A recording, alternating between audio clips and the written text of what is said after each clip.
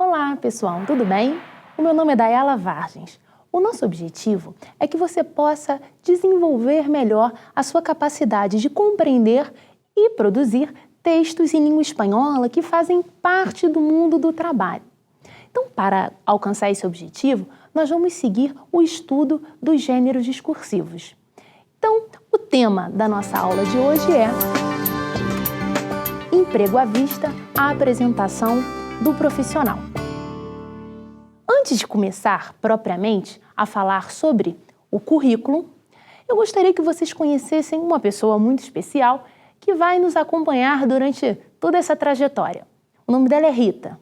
A Rita acabou de se formar e o sonho da vida dela é conseguir um emprego em uma empresa multinacional, uma empresa hispano-americana. Vamos conhecê-la?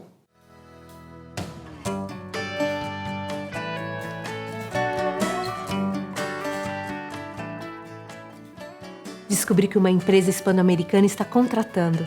Quero me candidatar a uma vaga. Preciso escrever meu currículo em espanhol. Mas será que é diferente do currículo em português? Agora que vocês já conhecem a Rita, será que nós podemos ajudá-la um pouquinho a elaborar esse currículo? Muito bem. A pergunta que ela faz é se o currículo em espanhol é muito diferente do currículo em português. Será que é tão diferente assim?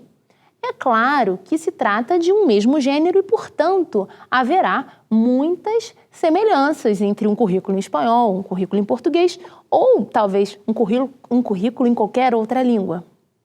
Bom, vamos aqui estudar as especificidades da elaboração de um currículo em língua espanhola.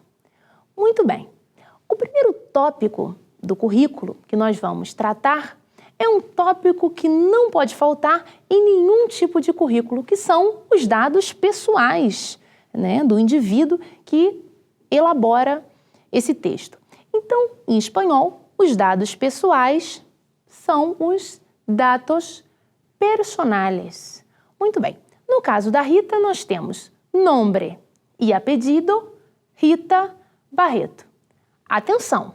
Nombre significa nome em português, apellido significa sobrenome. Atenção, porque apellido é um falso cognato, que também é conhecido usualmente como um falso amigo. Quando nós ouvimos ou lemos a palavra apellido, parece o quê? Parece apelido em português. Porém, como eu acabo de dizer, o seu significado é sobrenome. E aí, você vai me perguntar, como é apelido em espanhol? Só por curiosidade. Muito bem, apelido em espanhol é apodo, só por curiosidade. Mas o que eu gostaria que vocês lembrassem é que nombre é o nome e o apellido é o sobrenome. Vamos continuar? Bom, um outro elemento que não pode faltar nesse tópico dos datos personales é a fecha de nascimento. Atenção, cuidado! Mais uma vez, aparece um falso cognato. Fecha parece o presente do verbo fechar, não é isso? Mas não é. Fecha, em espanhol, significa a data. Fecha de nascimento, vocês podem inferir, é a data de nascimento. E depois nós temos também o lugar de nascimento, lugar de nascimento, e, posteriormente, o DNI. O que será o DNI? É uma abreviação muito comum nos documentos escritos em espanhol. Significa Documentación Nacional de Identidade. Corresponderia ao nosso registro geral ou documento de identidade. Certo? Muito bem. Continuando ainda, nós temos o endereço, que em espanhol se chama dirección. Nesse caso, nós temos Rua das Flores, número 4, não é verdade? Capoeiras. Agora, resta saber como apresentar o endereço em língua espanhola. Prestem atenção. Calle, como la calle Florida. Avenida, como la avenida 9 de Julio. Y plaza, como la plaza San Martín. Bom, dando continuidade aos elementos que constituem um currículo, não podemos esquecer do telefone. Em espanhol, teléfono. Outro elemento importante atualmente, o e-mail, Em espanhol, pode-se dizer e-mail, como em inglês, ou correio eletrônico. Há muitos outros elementos que compõem o currículo, mas nós não podemos esquecer da formação acadêmica, a formação acadêmica. No caso da Rita, ela tem 2 títulos importantes. O primeiro deles é a licenciatura em Filologia.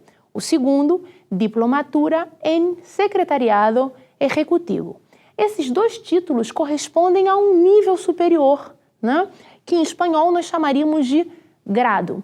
Vamos lá, vamos rever quais seriam os níveis de formação possíveis em espanhol. Que tal fazer um paralelo com o que nós conhecemos em português? Então vejam só, o ensino médio em espanhol corresponderia ao bachillerato. O ensino superior seria o grado, e aí poderia ser um curso de licenciatura ou de diplomatura. A diferença entre eles depende da natureza do curso. Muito bem, e como um último nível mais elevado da formação, nós temos a pós-graduação, que em espanhol seria o pós-grado, que se divide em maestria, master ou maestria e doutorado. Muito bem. Outro elemento importante, e aí eu sou suspeita para falar, são os idiomas, não é? Eles não podem faltar para engrandecer, para valorizar o seu currículo, né? Especialmente o espanhol.